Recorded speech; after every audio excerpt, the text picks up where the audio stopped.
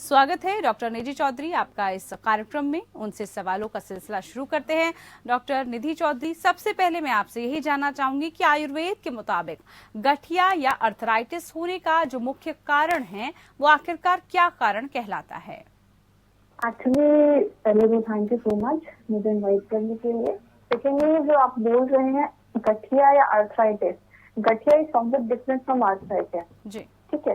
Arthritis is a broad term. Arthritis में क्या होता है कि डीजनरेटिव डिसऑर्डर है जॉइंट का and specially weight bearing joint का। जितना हमारा वजन जो जॉइंट सहन कर रहे हैं उस पे जो डीजनरेशन हो रहा है, लाइक उस पे जो जितना भी तनाव आ रहा है जी, उसको हम अर्थराइटिस बोल सकते हैं। स्पेशली ये फीमेल्स में देखा जाता है एंड इन बिटवीन स्पेशली मैं ये टॉपिक इसलिए लेके आना चाह रही थी कि ये अब हमारा विंटर स्टार्ट हो गया है, तो विंटर्स में फीमेल्स को बहुत पेन फील होता है बिकॉज आर्थराइटिस एक डीजनरेटिव डिसऑर्डर है। तो फीमेल्स क्या होती है पोस्ट मेनोपॉजल, उनको ये शिकायत बहुत यूजुअल तरीके से दिखी जाती है।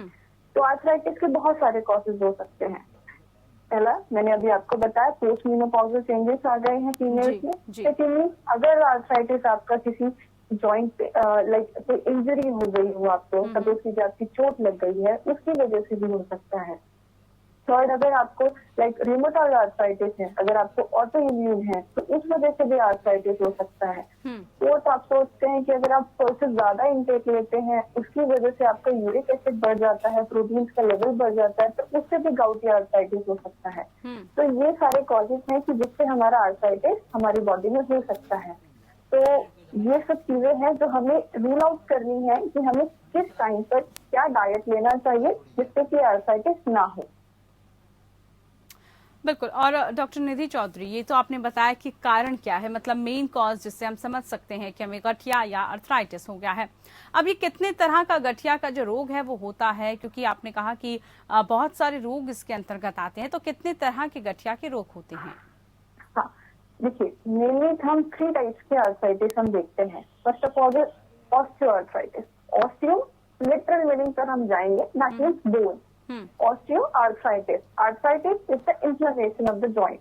मीन्स अगर किसी बोन में किसी भी तरीके की चोट आई है, अंदरूनी चोट आई है या किसी भी तरीके से फिजियोलॉजिकल चेंजेस की वजह से चोट आई है, तो उसको हम कंसिडर करेंगे ऑस्टियोआर्थराइटिस। देखिए जैसे आपने अनियन देखा होगा, अनियन को आप पील करते हैं, झिल्ली होती है ना।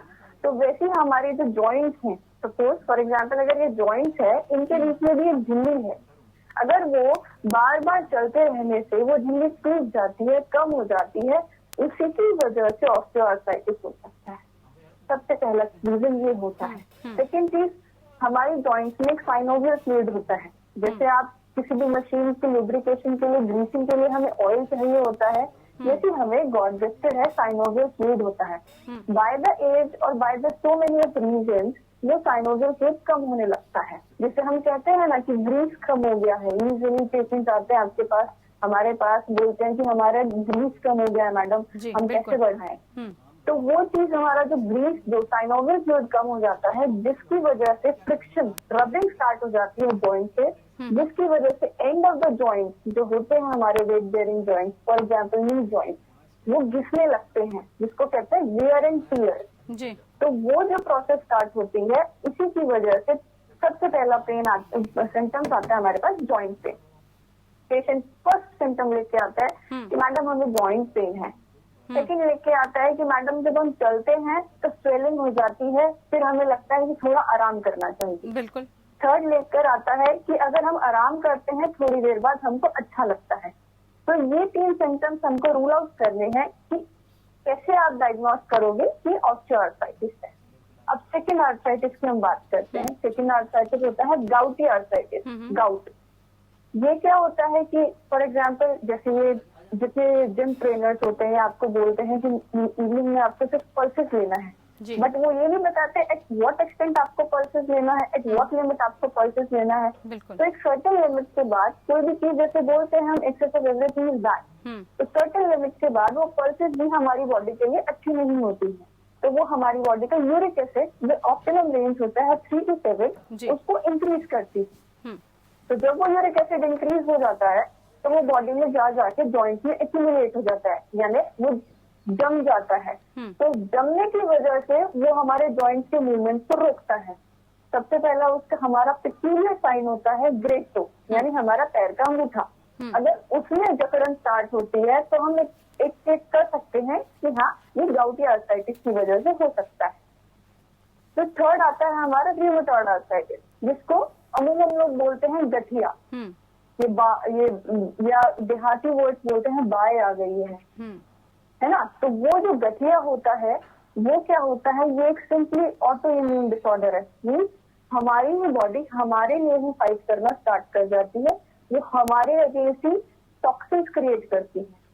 उसका क्या कारण होता है, जो मैंने आपको बताया, वो झिल्ली में इन्फ्लेमेशन स्टार्ट हो जाता है साइनोवियम में, जिसकी वजह से धीरे धीरे धीरे धीरे एक टिश्यू बन जाता है जिसको हम कहते हैं कैलस।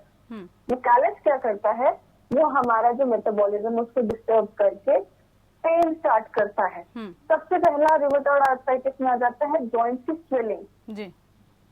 अब स्वेलिंग अगर नॉर्मल है, सपोज किसी को चोट लग गया है, स्वेलिंग है, तो उसके साथ कुछ ना कुछ मार्क्स भी होगा। बट रूमेटॉइड आर्थराइटिस में सबसे पहला सिम्टम मिलता है स्वेलिंग विद टेम्परेचर। अगर आप उसको टच करके देखेंगे जॉइंट को, तो वहां आपको टेम्परेचर बढ़ा हुआ मिलेगा, मतलब वो आपको जो जॉइंट है वो गर्म मिलेगा। बिल्कुल। सेकेंड थिंग होती है रूमेटॉइड आर्थराइटिस, क्या होता है, वो एक जॉइंट के साथ साथ बहुत सारे जॉइंट्स को अफेक्ट करता है। माना कि अगर आप वो नी जॉइंट को अफेक्ट कर रहा है तो एक को नहीं करेगा, वो साथ अगर लेफ्ट को कर रहा है तो राइट को भी करेगा, ठीक है। और अगर वो एल्बो को कर रहा है, राइट को कर रहा है तो लेफ्ट को करेगा। तो ये एक पहचानने का, एक लेमन के लिए पहचानने का भी बहुत इजी तरीका है। यानी कि लक्षण आप बता रहे हैं डॉक्टर। बहुत सारे सवाल हैं और बहुत सारे दर्शक हैं जो चाहते हैं कि उनको ज्यादा से ज्यादा जानकारी मिल सके, और इस बीच अगर दर्शक हमारे साथ जुड़ना भी चाहते हैं तो कार्यक्रम में जुड़ सकते हैं। टेलीफोन नंबर्स लगातार हम फ्लैश कर रहे हैं, आप इन नंबर्स पर कॉल करके आप जानकारी डॉक्टर से ले सकते हैं। गठिया के लक्षण आपने बताए, अब लक्षणों के साथ साथ हम ये भी जानना चाहेंगे डॉक्टर निधि कि इन मरीजों को जो खान पान है, अपना लाइफस्टाइल है, वो रखना कैसा चाहिए, क्योंकि बहुत जरूरी हो जाता है कि आपको अगर इस तरीके का कोई रोग लग गया है तो आपको अपना पूरा जीवन शैली में परिवर्तन करना पड़ेगा। किस तरीके का खान पान होना चाहिए? देखिए, पहले जो वाइजर पीपल जो हमारे पहले बोल के गए थे, early to bed early to rise makes a man healthy wealthy and wise, that was, मुझे लगता है वही चीज हमको फॉलो करनी चाहिए। बिकॉज जो हमारा डाइट और जो लाइफस्टाइल जितना चेंज अब्रप्ट चेंज हुआ है साइकिल के साथ, वो नहीं होना चाहिए। यूजुअली लोग MNCs में वर्क करते हैं, लेट नाइट्स आते हैं, 10 o'clock आते हैं, 11 o'clock नाइट में वो डिनर करते हैं, जिसकी वजह से क्या होता है, वो हमारा जो फूड है, जो उन्होंने इंटेक किया होता है, डाइजेस्टेड फूड, वो फर्मेंटेशन की तरफ चला जाता है, जिसी को हम अपने आयुर्वेदिक की लैंग्वेज में हम उसको आम बोलते हैं। मीन्स वो जो रॉ मटेरियल है वो पक करके आपकी बॉडी के यूज में ना होकर वो टॉक्सिन में क्रिएट हो गया। बिल्कुल। मतलब आप ही ने अपनी बॉडी के अगेंस्ट फूड आपने लिया तो अच्छे पर्पज से, बट आप ही की बॉडी उसको आपके अगेंस्ट खड़ा कर रही है, वो टॉक्सिन क्रिएट हो गया। तो इसलिए हमको सबसे पहले अपना एक शेड्यूल मेंटेन करना है, जिससे हम मॉर्निंग में अगर हम लेते हैं तो फॉर एग्जाम्पल 7 to 8 हम ब्रेकफास्ट ले लें, या दिन छिपने से पहले ही 7 या 8 बजे तक हम अपना खाना खा लें। सेकेंड चीज, जितना भी वो हमें स्टेपल फूड, जितना ये बाकी भोजन, पैक्ड फूड, इनसे बचना है, क्योंकि पैक्ड फूड सबसे ज्यादा टॉक्सिन क्रिएट करते हैं। और एक अभी कुछ टाइम पहले स्टडी भी हुई है कि पैक्ड फूड सबसे ज्यादा ऑन्कोजेनिक होते हैं। दैट मीन्स वो कैंसर प्रोड्यूसिंग एजेंट्स को भी प्रोड्यूस करते हैं हमारी बॉडी में। बिल्कुल। तो हाँ, तो हमें पैक्ड फूड से भी बचना है। जो बनाना है फ्रेश बनाना है, जितनी ऑप्टिमम क्वांटिटी में बनाना है वो बनाए, यूज करें। एंड उसको अगर नहीं होता है तो आसपास जितना भी अगर आपको लगता है किसी पेट को दे दीजिए या काऊ को दे दीजिए, जिससे स्ट्रे डॉग्स को दे दीजिए, फीड कीजिए, जिसकी वजह से समहाउ इन सब चीजों में थोड़ा पॉजिटिविटी भी आएगी और हम इसको मानस चिकित्सा भी कहते हैं, तो आप थोड़ा नेचर से भी कनेक्ट होंगे। थर्ड थिंग, अगर हम डाइट की बात करें तो जितना हमारे में बोला है कि डाइट ऐसी होनी चाहिए जो आपके मन को अच्छा लगे। ऐसा नहीं कि आपने किसी के पीयर प्रेशर में आके कि नहीं वो मुझे बोला नॉनवेज इंड्यूस करो तो मैं नॉनवेज खा रहा हूँ या खा रही हूँ। खाना वही खाइए, हल्की मात्रा में खाइए, थोड़ा थोड़ा धीरे धीरे खाइए और थोड़ी थोड़ी इंटरवल से खाइए, ताकि वो बॉडी के डाइजेशन को हैम्पर ना करे। बिल्कुल, बड़ी इम्पोर्टेंट बात डॉक्टर निधि चौधरी आपने बताई कि कैसे हमें जो है खान पान अपना रहना चाहिए, रखना चाहिए। और भी बहुत सारी जानकारी है, उस पर भी हम आगे चर्चा करेंगे, आपसे बातचीत करेंगे। इस दौरान अगर किसी दर्शक का कोई सवाल है तो वो भी हमारे साथ जुड़ सकते हैं। हमारे साथ डॉक्टर निधि लगातार जुड़ी हुई हैं, जो हमें अहम जानकारी दे रही हैं और कैसे हमें इससे बचना है वो भी हमें बता रही हैं। डॉक्टर निधि, अब गठिया के मरीजों को किस तरह का जो व्यायाम है, एक्सरसाइज है, वो करनी चाहिए? क्योंकि देखिए, किसी भी रोग को होने से पहले या होने के बाद हमें सबसे ज्यादा ख्याल इसी बात का रखना होता है कि हम कैसे अपना लाइफस्टाइल चेंज करें, खान पीन से लेकर जो अपने व्यायाम की आदतें हैं उसमें क्या बदलाव करें। देखिए, सबसे पहले अगर हम आर्थराइटिस की बात करें तो आर्थराइटिस में डिजनरेशन हो रहा है, तो इसीलिए हम एग्जेजरेटेड एक्सरसाइज को अवॉइड करते हैं। हम पेशेंट को एडवाइस करते हैं कि आप लाइट एक्सरसाइज कीजिए। फॉर एग्जांपल हम बोलेंगे आप ब्रिस्क वॉक कीजिए, 20 कदम चलते हुए थोड़ा तेज कदम चलिए, 100 कदम चलिए, थोड़ा तेज कदम चलिए, फिर थोड़ा रेस्ट कीजिए, फिर थोड़ा चलिए, फिर 15 से 20 मिनट का रेस्ट कीजिए। तो हम ऐसे एडवाइस करते हैं। बट हम रूमेटॉइड आर्थराइटिस के पेशेंट को बोलते हैं कि आप ऐसे तेज वॉक भी कीजिए और थोड़ा ऐसे एक्सरसाइज कीजिए जिससे आपका स्वेट आए। बिकॉज जब तक स्वेट नहीं आएगा, जब तक पोर्स ओपन नहीं होंगे, जब तक आपका मेटाबॉलिज्म एक्टिव नहीं होगा। Because somewhat rheumatoid arthritis is related to the metabolism, incorrect metabolism. तो हमें वो incorrect metabolism को भी करेक्ट करना है, ठीक है। And third thing, gouty arthritis में हम यूजुअली कह सकते हैं कि आप एक तो लाइट वेटेड सोल्स वाले स्लीपर्स यूज कीजिए और ब्रिस्क वॉक कीजिए जी। हाँ, बट सबसे मेन जो डोंट्स में आता है, हम पेशेंट को इग्नोर करने के लिए कहते हैं कि जैसे आप कुछ लोग हमने देखा है कि सोसाइटी में बोलते हैं आप मॉर्निंग में जो ओस वाली जो घास होती चलना है, जिसमें मॉर्निंग पे ओस आती है तो आपको बड़ा आराम लगेगा। नहीं, आपको उस पे बेयरफुट नहीं चलना है। बिकॉज अगर आप बेयरफुट चलोगे, एक तो आपकी बॉडी में जॉइंट्स में इन्फ्लेमेशन है ही, और उससे आप इन्फ्लेमेशन को और अपनी बॉडी में इंड्यूस कर लोगे। तो वो सिर्फ हमको ऑस्टियोआर्थराइटिस को बोलना है, रूमेटॉइड आर्थराइटिस के पेशेंट को वो बिल्कुल एडवाइस नहीं करना है। ठीक है, बड़ी अहम जानकारी आपने दी है। एक दर्शक हमारे साथ जायसवाल जी जुड़े हैं अम्बेडकर नगर से। पूछिए सर, क्या सवाल है? नमस्कार जी, गुड इवनिंग मैम। जी मैम, हमारा नाम राकेश जायसवाल है। मैं अम्बेडकर नगर जिले का निवासी हूँ। जी पूछिए, सवाल पूछिए अपना। जी, आवाज आ रही है। मैम, गैस जो है हमारे बनता है, जलन से महसूस होती है। जैसा वो चावल खाते हैं फिर भी गैस बनता है। जी। डॉक्टर निधि, गैस की समस्या बता रहे हैं और कुछ भी खाते हैं तो वो डाइजेस्ट नहीं होता है, इंडाइजेशन इनको रहता है हमेशा। तो उसके लिए आप कुछ भी खाते हैं, आपको कब से हो रहा है ये सब? ये मैम काफी दिन से हो रहा है। बीच में जब चावल खा लेते हैं तो ज्यादा होता है, उसके बाद जब हम ज्यादातर जलन होता है, पानी पी लेते हैं या डाइजिन का एक एलोपैथ का टेबलेट आता है, उसको यदि हम देते हैं तो उससे हमको रिलैक्स महसूस होता है।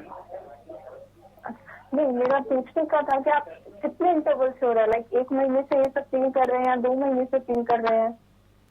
नहीं, ये हमको जो है लगभग करीब 6-7 महीने हो गए मैम।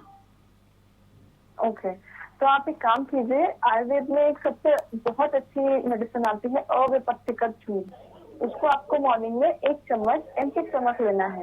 एम्प्टी स्टमक मीन्स खाली पेट लेना है गर्म पानी से। क्योंकि होता है कि आप लेट नाइट खाते होंगे तो उसकी वजह से वो आपको बेल्टिंग या ऐसे खट्टी डकार या ऐसे गैस का वो फॉर्मेशन हो जाता होगा। तो आपको वो लेना है, जिससे क्या होगा, वो कोटिंग करेगा आपके स्टमक में, और आप कुछ भी खाएंगे तो आपको वो सही रहेगा, है ना।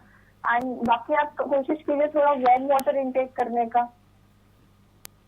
बिल्कुल, चलिए, जो आपको बताया है आप उस सलाह को जरूर फॉलो कीजिएगा। डॉक्टर निधि, अब हम बात कर लेते हैं कि आयुर्वेद में गठिया का इलाज आखिर है क्या, कैसे इसका इलाज किया जाता है? देखिए, सबसे पहले 2 क्वेश्चंस आते हैं माइंड में, व्हेन एंड हाउ। डिजीज कब हुई और कैसे हुई, अगर हुई तो हमें उसे कैसे निकालना है।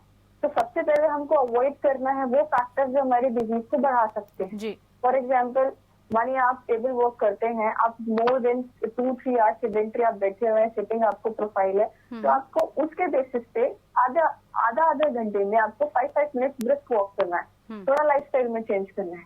ये तो आप नॉन मेडिकेटिव है, ये आप आराम से कर सकते हैं। सेकेंड थिंग, अगर हम बात करें मेडिसिन की, मेडिसिन में बहुत इजी है। अभी जैसे विंटर स्टार्ट हो गए हैं, आपने देखा होगा पीपल आ गया है मार्केट में, सौंठ है, काली मिर्ची है, ये आप एक फॉर्मुलेशन आता है त्रिकटु, इसमें ये तीनों का कॉम्बिनेशन है। तो आप 1 चम्मच त्रिकटु को मॉर्निंग में गर्म पानी के साथ ले सकते हैं, 1 चम्मच in the morning, early morning लीजिए। उससे क्या होगा कि आपका बॉडी का मेटाबॉलिज्म थोड़ा करेक्ट होगा। ये आती है बिल्कुल सिंपल एंड इजी फॉर्मुलेशन। और अगर हम क्लासिकल की बात करें तो बहुत सारे फॉर्मुलेशन हैं हमारे पास। जैसे हमारे पास आता है वात गजांग कुछ बस हो गया है, ये सब फॉर्मुलेशन, बट एक पेशेंट टू पेशेंट वेरी करता है। जब पेशेंट क्या होता है, देखिए कुछ पेशेंट्स को ऐसा होता है कि त्रिकटु नहीं बिल्कुल ऐसे साइड इफेक्ट रहेगा उसका, कि उसको बहुत अच्छा लगेगा कि मुझे लेने के बाद बहुत हल्का लग रहा है, और कुछ को क्या होगा एसिडिटी भी हो सकती है। तो बेस्ड ऑन पेशेंट की प्रकृति, नेचर बॉडी का या नेचर ऑफ डिजीज, हम फॉर्मुलेशन तैयार कर सकते हैं। बट हम ये जो फर्स्ट जो हमने बोला लाइफस्टाइल, एंड सेकंड जो त्रिकटु, ये सभी ले सकते हैं। ये बच्चे भी ले सकते हैं, बड़े भी ले सकते हैं, और ओल्ड एज भी ले सकते हैं। ठीक है, बिल्कुल। जैसे आपने बताया कि इसको कोई भी जो है ले सकता है, इनटेक कर सकता है, और इसको लेना कैसे है वो भी आपने बताया है। गठिया ना हो इसके लिए क्या हमें एहतियात बरतना चाहिए, ये भी आपसे जानना चाहेंगे। गठिया ना हो तो आप सबसे पहले अपने लाइफस्टाइल में चेंज कीजिए। आई बिलीव थोड़ा योगा कीजिए, थोड़ा कोशिश कीजिए कि बॉडी में एक्टिविटी मेंटेन रहे, टेंशन ना हो, बैठे बैठे ज्यादा काम। अगर आपको लगता है कि 100 मीटर दूर है, हमें स्कूटी से जाना है या हमें बाइक से जाना है, उसको इग्नोर करके थोड़ा अपने एक्टिविटीज पे इन्वॉल्व कीजिए। या अगर आप वैसा नहीं कर सकते तो किसी स्पोर्ट्स में इन्वॉल्व हो जाइए, ठीक है। और अगर ये सब चीजें नहीं भी हो सकती हैं तो सबसे पहले अपने डाइट में मॉडिफिकेशन कीजिए। डाइट में मॉडिफिकेशन कैसे, कि थोड़ा खाना है, थोड़े टाइम में खाना है, गर्म खाना है और फ्रेश खाना है, सिंपल फूड नहीं खाना है, उतना खाना है जितना भूख है, अननेसेसरीली फूड नहीं खाना है। और जितना जंक फूड अवॉइड करना तो कहना where to next to impossible है, क्योंकि वो आज की डेट में कोई भी इसको इम्प्लीमेंट नहीं कर सकता। बट खाइए, बट उसका एक रूटीन बनाते। जैसे जो जिम जाते हैं उनका चीट डे होता है, ऐसे आप भी अपना चीट डे सिलेक्ट कीजिए कि हाँ भाई यूजुअली हम संडे को ही लेंगे, संडे हम फिक्स कर लेते हैं। इससे क्या होगा, बॉडी प्रिपेयर हो जाएगी कि हाँ मुझे इस तरीके से एक्ट करना है। जी, तो यानी कि इस तरीके के हम अपने लाइफस्टाइल में थोड़ा बहुत बदलाव लाएंगे, चेंज लाएंगे, उसके बाद ही हम इन सभी बीमारियों